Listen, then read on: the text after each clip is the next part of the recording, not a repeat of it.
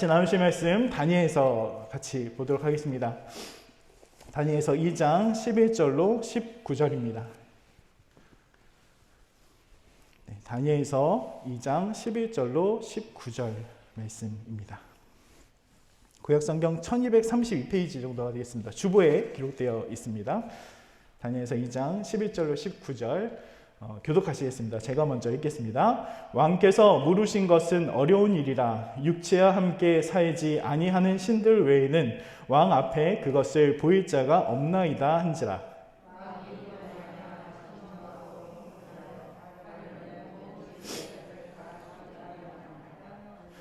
왕의 명령을 내림에 지혜자들이 죽게 되었고 다니엘과 그의 친구들도 죽이려고 찾았더라.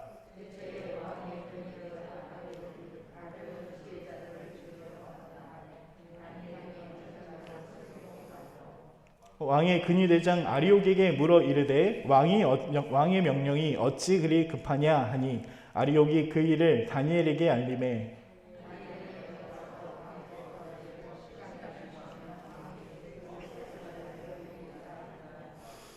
이에 다니엘이 자기 집으로 돌아가서 그 친구 하나니아와 미사엘과 아사랴에게 그 일을 알리고 신 하나님이 이 은밀한 일에 대하여 불쌍히 여기사 친구들이 바벨론의 다른 지혜자들과 함께 죽임을 당하지 않게 하시기를 그들로 하여금 구하게 하며. 우리 19절 함께 읽겠습니다.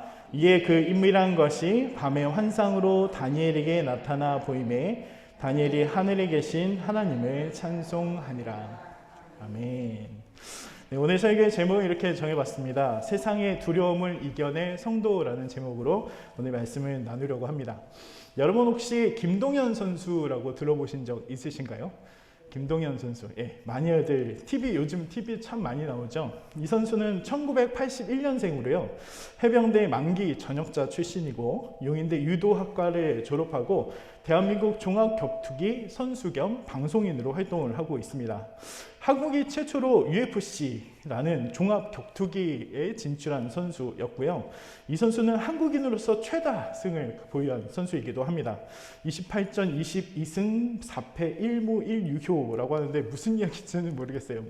28번 했는데 22번은 이겼다라고 그렇게 이야기하는 것 같습니다. 그리고 대한민국 2종 격투기의 세계 진출의 선구자라고도 합니다. 지금은 재작년 2018년에 결혼을 해서 한 아이의 아빠가 되기도 했고요.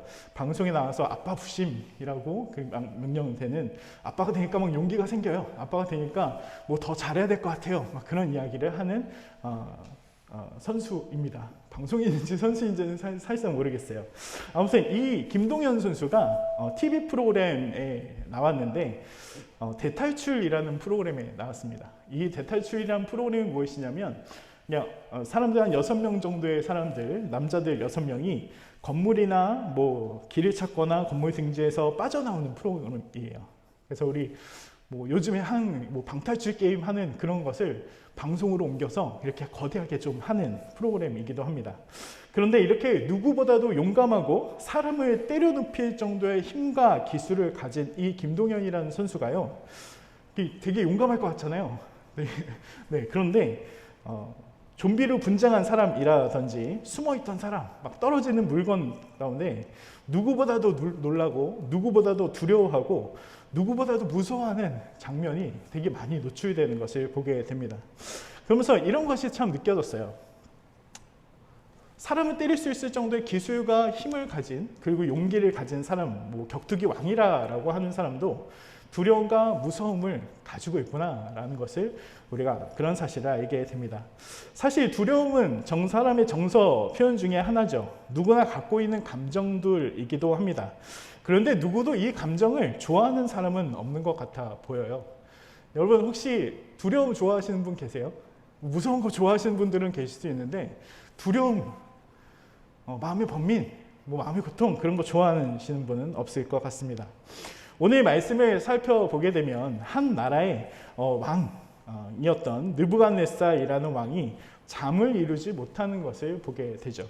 오늘 읽지는 않았지만 2장 1절의 말씀을 보게 되면 이렇게 기록합니다. 제가 한번 읽어드릴게요.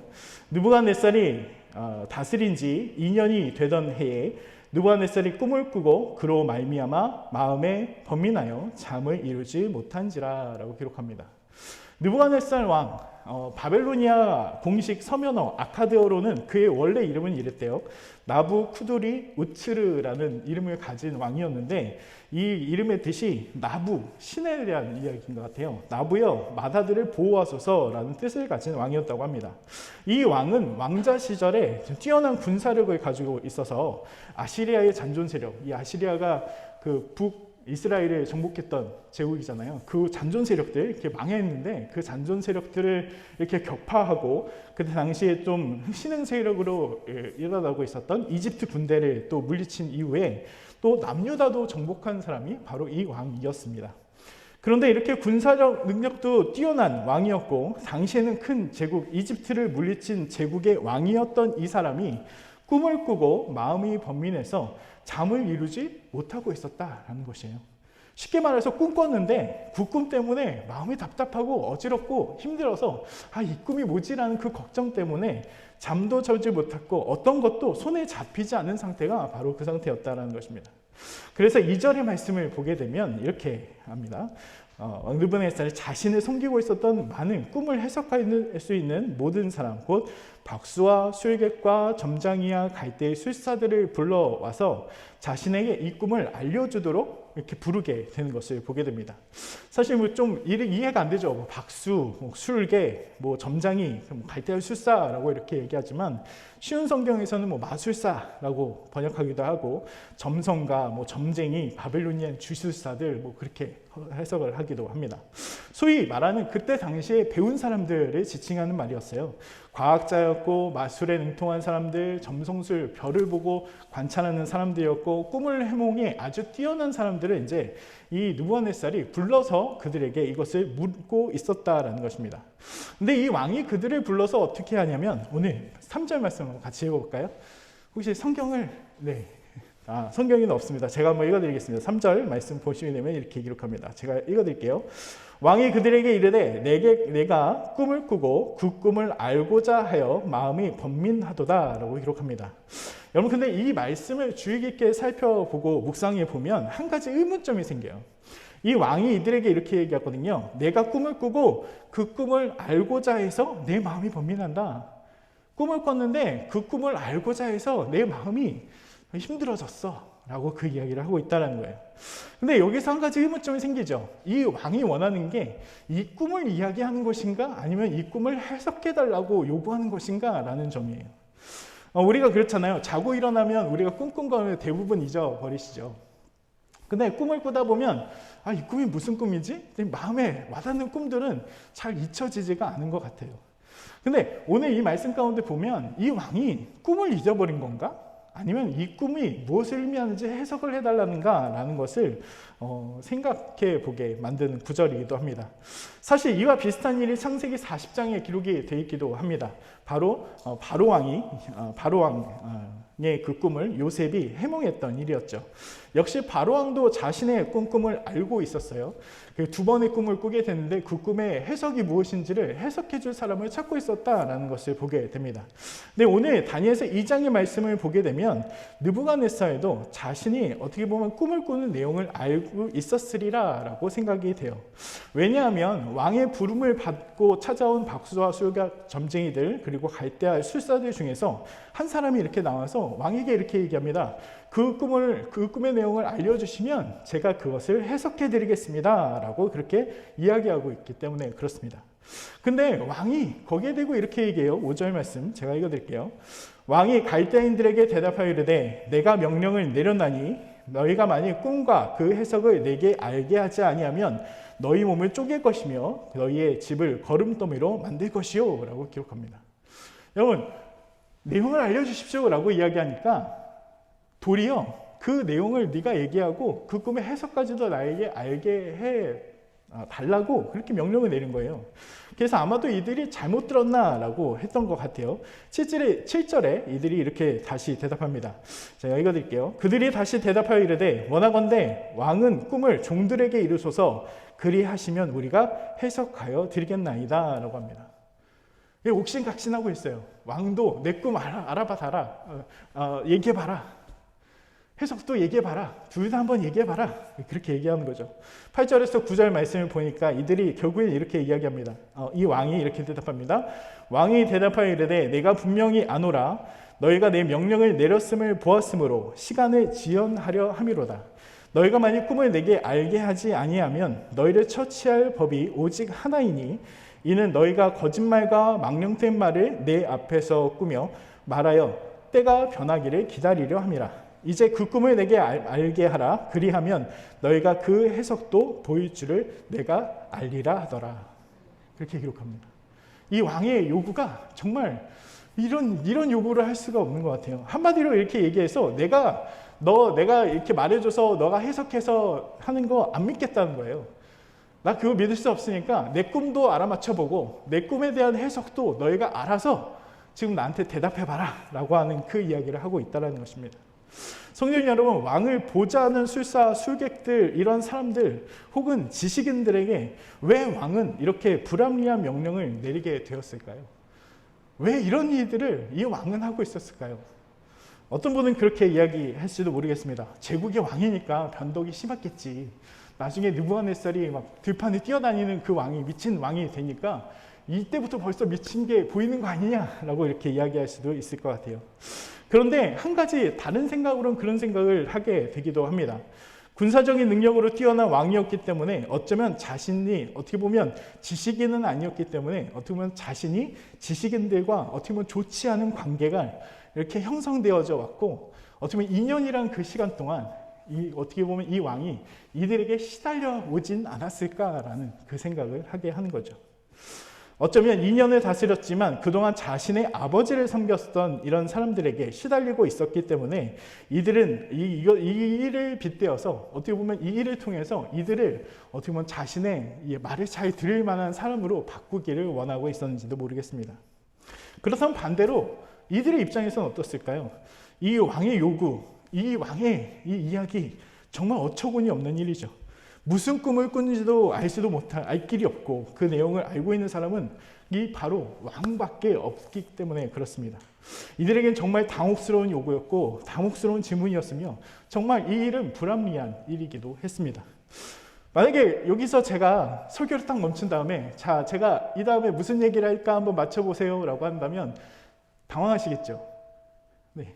오늘 말씀을 딱 들고 말씀 딱 읽었는데 막 설교를 하지 않고 오늘 제가 할 말은 무엇일까요? 맞추신 분 있으면 다 보내드리겠습니다 라고 한다면 당황하실 것 같습니다.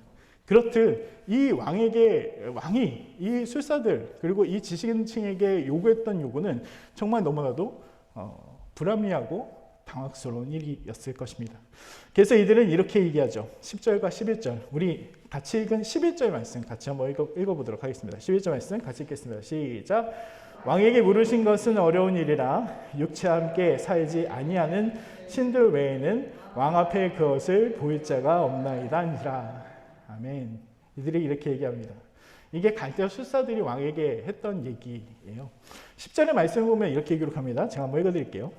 갈대아인들이 왕 앞에 대답하여 이르되 세상에는 왕의 그 일을 보일 자가 한 사람도 없으므로 어떤 크고 권력 있는 왕이라도 그런 것으로 박수에게나 술객에게나 갈대아인들에게 물을 자가 없었나이다 라고 기록합니다. 왕이요, 왕이 그렇게 요구하는 거 누구도 어떤 왕이어도 그런 질문을 한 사람이 없습니다 라고 대답을 하고 있어요. 그것을 알게 해주는 왕이 꾼 꿈을 알게 해줄 만한 사람은 우리 사람 가운데 있지 않고 신밖에 없습니다 라고 하는 그 대답을 하고 있다는 것입니다.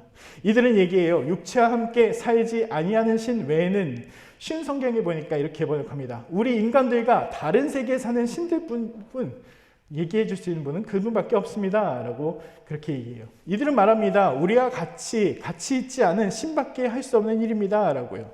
이 왕은 진노를 하게 되고 바벨론의 지혜자를 다 죽이라 라고 명령하는 것을 보게 됩니다. 여러분, 세상에서 일어나는 일이 어떻게 보면 이런 일들인 것 같아 보입니다. 세상을 두려움으로 몰아넣고 있는 일, 어쩌면 세상의 권세를 잡은 사람이 자신의 궁금증을 풀기 위해서 시도했던 일들 때문에 참 많은 사람이 죽게 되고 고통을 받게 되는 일이 참 진행되고 있다가 참 너무나도 많습니다. 그러나 여러분, 이 일의 해결책은 다른 곳에 있지 않습니다. 이 세상의 지혜자들도 다 그것을 알고 있어요. 그래서 이 해답은 어떻게 보면 왕의 요구에 답할 수 있는 분은 우리와 같이 살고 있지 않은 신밖에 할 수밖에 없습니다라고 그들은 이야기하고 있죠. 그리고 그것을 알려줄 사람이 없어서, 그 대답을 해줄 사람이 없어서, 그 이야기에 정답을 말해줄 사람이 없어서 모든 사람이 죽음에 처할 처지에 놓이게 된 것을 보게 됩니다. 여러분, 여기에 준비된 한 사람이 등장하게 돼요. 바로 다니엘입니다. 여러분 한 분 한 분이 다니엘처럼 되시길 주님의 이름으로 축원드리겠습니다. 다니엘은 어떤 사람이었을까요? 하나님 앞에서 세상 것을 취하지 않고 하나님의 사람이 되기로 결단했던 사람이 바로 다니엘이었습니다. 영광의 성도님 여러분, 세상의 두려움, 세상의 불의, 세상의 위기와 고난을 일으킬 사람은 다른 사람이 아니고요, 하나님의 사람임을 기억하시는 분들이 되시길 바라겠습니다. 여러분들이 그 자리에 서시기를 바라겠습니다. 여러분의 자녀들이 그 자리에 서시는 자녀들이 되시길 바랍니다. 다니엘처럼, 다니엘과 같은 자녀들로 서기를 바랍니다. 그렇다면 오늘 말씀을 통해서 이 다니엘이 어떻게 이 일을 풀어갔을까라는 것을 우리 한번 살펴보려고 합니다. 오늘 다니엘을 살펴보면서 참 우리의 신앙을 점검하시고 다시 한번 결단하는 시간이 되시길 바라겠습니다. 다니엘도 지혜자였기에 하나님께서 지혜를 허락해 주셨잖아요. 그렇기에 지혜자였기 때문에 왕의 명령을 받은 근위대장 아리옥이 다니엘에게 찾아오는 것을 보게 되죠. 그리고 그 불의한 일에 대해서 다니엘은 이렇게 얘기합니다. 14절을 우리가 주의 깊게 보게 되면 이렇게 대답하죠. 명철하고 슬기롭게 라고 기록하고 있습니다. 여러분, 명철이 무엇이고 슬기가 무엇일까요? 쉬운 성경에서는 이렇게 좀 바꿔서 번역을 하는데요, 조심스러우면서 지혜롭게라고 번역합니다. 여러분, 명철이 무엇일까요? 그 뜻은 총명하고 사리에 밝은 것이다 라고 이렇게 의미를 갖고 있습니다. 조심스럽게 행동하는 것, 이 일이 그릇되지 않게 하는 것, 그리고 이것을 지혜롭게 한다라고 기록하고 있습니다. 우리는 그렇죠. 때로는 이러한 불의한 일을 보고 분노하고 화를 내는 일이 참 많죠. 어떻게 이런 일이 있을 수 있을까요? 상황도 알지 못하고 그냥 가고 죽어야 돼요. 그럼 뭐라고 할까요? 내가 왜 죽어야 돼? 내가 왜 이런 일을 당해야 돼? 막 분노하고 화를 내고 그렇게 반응하는 경우들이 참 많습니다. 근데 그렇게 반응한 것이 때로는 좋지 않은 사건을 더 크게 만드는 일이 될 때도 많죠. 느헤미야 5장의 말씀을 보게 되면 성전 건축하는 이스라엘 백성 중에서 많은 사람들이 찾아와서 느헤미야가 이렇게 얘기합니다. 가난한 사람들이 찾아와서 자신이 돈이 없어서 빌어먹고 있고 그나마 있던 집도 그리고 땅도 이제 팔리게 되었고 이제 자녀들까지 팔아버려야 되는 상황 가운데 놓여 있습니다. 아예 친척은 벌써 자녀를 팔아버렸습니다 라고 얘기합니다. 이 말을 듣고 느헤미야가 분노합니다. 근데 그 분노한 느헤미야가 거기서 그친 게 아니라 어떤 액션을 취한 게 아니라 바로 지도자들, 그 자녀를 살았던 사람들 막 불러내서 막 처단하고 그런 것이 아니라 성경은 깊이 생각했다라고 기록하고 있습니다. 깊이 생각하는 것. 그 어근은 기도했다라는 그 의미도 포함된 그 단어로 설명하고 있습니다. 명철하고 슬기로운 말로 다시 묻는 다니엘. 어떻게 했을까요? 짧게 기도는 하지 않았을까요? 이런 일이 무엇인지 알아보려고 하는 것 아니었을까요? 이 다니엘의 물음 가운데 어떻게 보면 이 느헤미야의 모습이 배어 있는 것 같아 보입니다. 그는 이렇게 이야기하죠. 이러한 불의한 일이 어디 있습니까? 라고 말하지 않습니다. 왕의 잘못된 거 아닙니까? 왕이 어떻게 이런 일들을 합니까? 라고 이야기하지 않죠.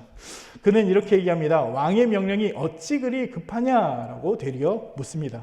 쉬운 성경에서는 조금 더 편한 어구로 이렇게 해석을 해요. 왜 왕이 그런 끔찍한 명령을 내리셨습니까? 라고 이렇게 물었다라고 번역합니다. 그리고 아리옥은 그 사건의 전말을 이렇게 다니엘에게 말해주게 되고 모든 이야기를 들은 다니엘이 왕에게 나아가서 시간을 주시면 그 해석을 알려드리겠습니다 라고 하는 대답을 하고 나오는 모습을 보게 됩니다. 여러분, 오늘 말씀을 통해서 나누는 첫 번째 메시지는 무엇이냐면 우리의 삶을 통해서 하나님의 살아계심이 드러나야 한다라는 것입니다. 여러분, 죽이려는 왕 앞에, 죽이려는 그 아리옥이 왔던 그 상황들, 그것을 듣고 왕 앞에 어떻게 보면 이 다니엘이 나간 것을 통해서도 죽임을 당할 수 있는 이 다니엘이 그 왕 앞에 설 수 있었던 용기는 무엇이었을까요? 그가 왕 앞에 객기로 한 말이었을까요? 아니면 그가 믿는 것은 무엇이었습니까? 여러분, 그는 하나님이 계심을 알고 있었고 늘 하나님과 동행하고 있었으며 이 모든 일을 해결하실 수 있는 분이 누구인지를 그는 알고 있었습니다. 그가 왕 앞에 나갈 수 있는 것은 왕의 명령보다 크신 하나님이 계시다라는 것을 알고 있었기 때문이죠. 성도님 여러분, 믿음이 우리를 살리는 것입니다. 하나님 믿는 믿음이 우리의 삶을 바꿀 수 있는 것입니다. 믿음이 있으면 그 믿음을 통해서 우리 삶이 바뀌어야 되는 것이고, 그 믿음이 바뀐 삶이 또 다른 믿음의 사람들을 세워갈 수 있기 때문에 그렇습니다. 이 믿음이 우리를 세상 앞이 아닌 하나님 앞에 서게 하는 것입니다. 그렇다면 왕 앞에 시간을 달라는 다니엘은 무엇을 했겠습니까? 17절과 18절 말씀 같이 한번 읽어보도록 하겠습니다. 같이 읽겠습니다. 시작. 이에 다니엘이 자기 집으로 돌아가서 그 친구 하나냐와 미사엘과 아사랴에게 그 일을 알리고 하늘에 계신 하나님이 이 은밀한 일에 대하여 불쌍히 여기사 다니엘과 친구들이 바벨론의 다른 지혜자들과 함께 죽임을 당하지 않게 하시기를 그들로 하여금 구하게 하니라. 아멘. 그가 이 일을 알리는 사람이 누구였을까요? 자신의 친구들이었어요. 다니엘이 이 상황을, 여러분 나의 상황이라면 어땠을까요? 어떻게 해서 왕 앞에 나가서 시간을 주시면 제가 한번 알아보겠습니다 라고 이야기하고 나서 여러분 돌아 나온 다음에 우리는 어떻게 할까요? 전화를 걸어서 제일 친한 권사님이나 집사님이나 저 같은 경우는 제 친구한테 전화 걸어서 왕이 이런 명령을 내렸는데 내가 앞에 나와서 이렇게 얘기했는데 어떡하지? 우리 다 죽을 것 같아. 그랬을까요? 그렇지 않았다는 것이죠.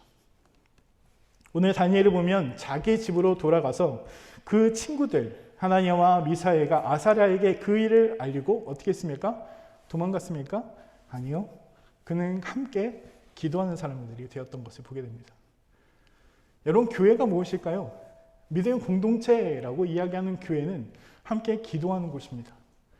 믿음의 공동체라고 하는 것은 이 세상의 모든 일들을 가지고 함께 기도로 뚫어가는 곳이 교회입니다.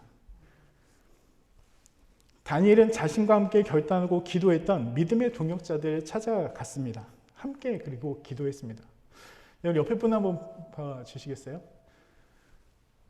네, 영상으로 보시는 분은 아마 저희 교회에 오시면 생각나시는 분들을 한번 떠올리셨으면 좋겠어요. 여러분 옆에 계신 이분들이 떠오르신 그분이 여러분의 믿음의 동역자들이십니다. 여러분 혼자 있으신 분들이 아니라 하나님께서 맺어주신 교회로 함께하게 하신 그분들이 여러분 같이 기도하고 같이 이 상황을 열어가고 같이 이 상황 가운데 같이 기도하라 라고 묶어주신 분들입니다. 그것을 잊지 마시고 또 함께 기도하시는 여러분 되시길 바라겠습니다. 마태복음 18장 18절에서 20절의 말씀을 보면 이렇게 기록해요. 아마 다들 잘 알고 계시는 말씀일 겁니다. 제가 한번 읽어드릴게요. 진실로 너에게 이르노니 무엇이든지 너희가 땅에서 매면 하늘에서도 매일 것이요 무엇이든지 땅에서 풀면 하늘에서도 풀리리라. 진실로 다시 너희에게 이르노니 너희 중에 두 사람이 땅에서 합심하여 무엇이든지 구하면 하늘에 계신 내 아버지께서 그들을 위하여 이루게 하시리라. 두세 사람이 내 이름으로 모인 곳에는 나도 그들 중에 있느니라 라고요. 예수님께서 말씀해 주셨어요. 내가 내 이름으로 모인 그 장소에 나도 함께 있을 것이다 라고 말씀합니다. 여러분 이 상황이 이 상황과 같지 않으십니까? 다니엘이 찾아가서 친구들과 같이 기도하기 시작합니다. 근데 여러분 이 예수님의 말씀 마태복음 18장의 말씀을 보게 되면 이 기도와 간구에 대한 말씀인 것 같은데 이 마태복음의 말씀의 앞과 뒤에는 무슨 말씀이 있냐면 형제의 잘못에 대해서 얼마나 용서를 해야 하는가라는 말씀이 이어집니다. 예수님께서 이렇게 말씀하세요. 너도 너희 중에 있을 것이다 라고 말하는데 그것은 베드로가 뭐라고 물으냐면 주님, 형제가 나에게 죄를 범하면 몇 번이나 용서해 줘야 합니까? 7번 용서해 주면 됩니까? 라고 그렇게 예수님께 물어요. 그랬더니 예수님께서 이렇게 얘기하세요. 7번씩 7번이라도 70번이라도 용서해라 라고 기록합니다. 여러분 7번에 7번이니까 48번에 그리고 70을 곱하니까 계산해 보니까 3430번 용서를 해야 된다고 합니다. 여러분 형제가 잘못했는데 3430번만 용서하시겠습니까? 하나 둘 다 세시면서 용서만 하시겠어요? 이 이야기는 그만큼 용서해라 라는 것이 아니라 정말 너가 한없이 용서해야 된다라는 그 말씀을 이어가고 있다는 것입니다. 그리고 이어지는 말씀이 바로 1만 달란트 빚진 자의 비유입니다. 사랑하는 성도님 여러분, 다니엘의 기도를 한번 보시기 바랍니다. 근데 그 기도 가운데는 다니엘 자신과 자신의 친구들만 살려주십시오 라고 기도하지 않았습니다. 다니엘은 자신과 친구들에게 모든 바벨론 지도자들과 함께 어쩌면 그를 당혹스럽게 한 이 불의한 사건에 대해서 이 사건에서 함께 살려주시기를 구하는 기도가 그 가운데 있었습니다.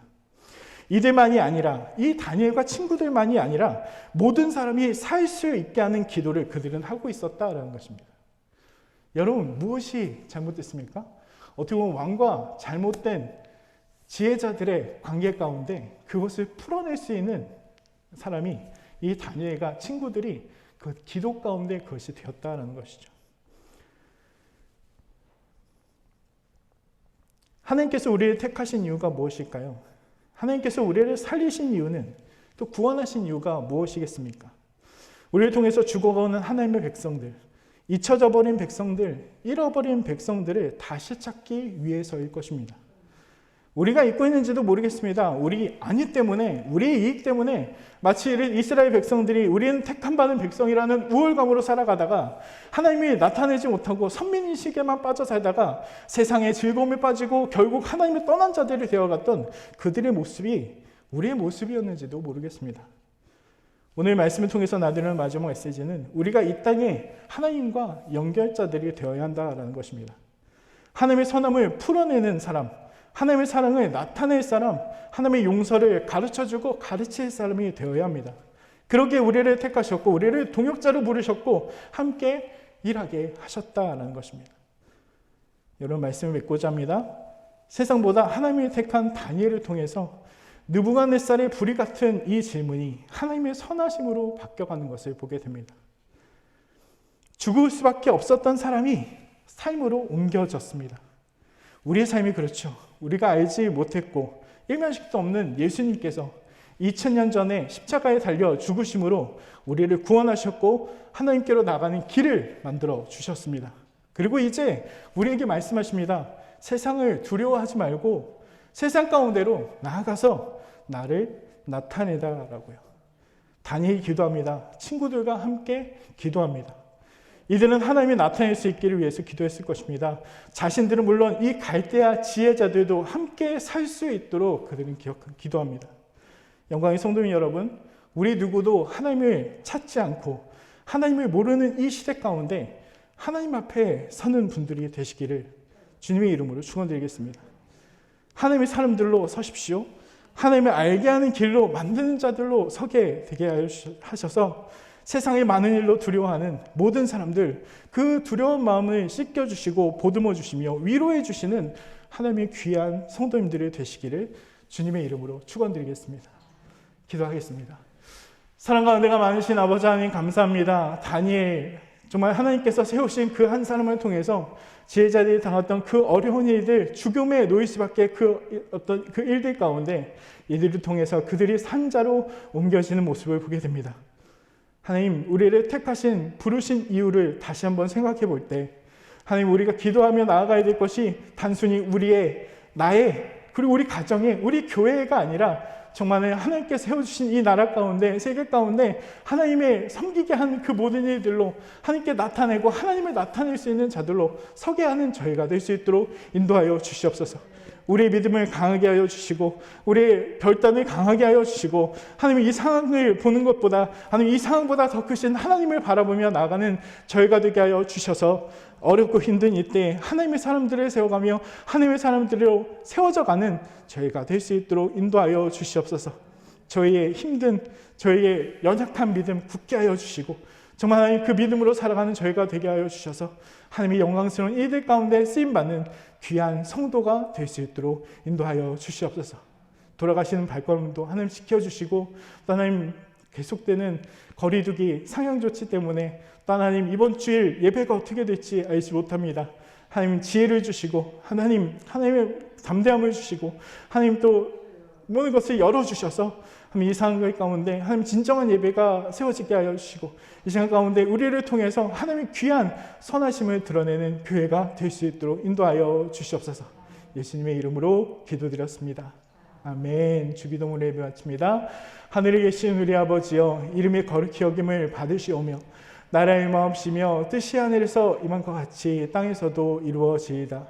오늘날 우리에게 일용할 양식을 주옵시고 우리가 우리에게 죄 지은 자를 용서한 것 같이 우리 죄를 사하여 주옵시고 우리를 시험에 들지 하게 마옵시고 다만 악에서 구하옵소서. 대개 나라와 권세와 영광이 아버지께 영원히 있사옵나이다. 아멘.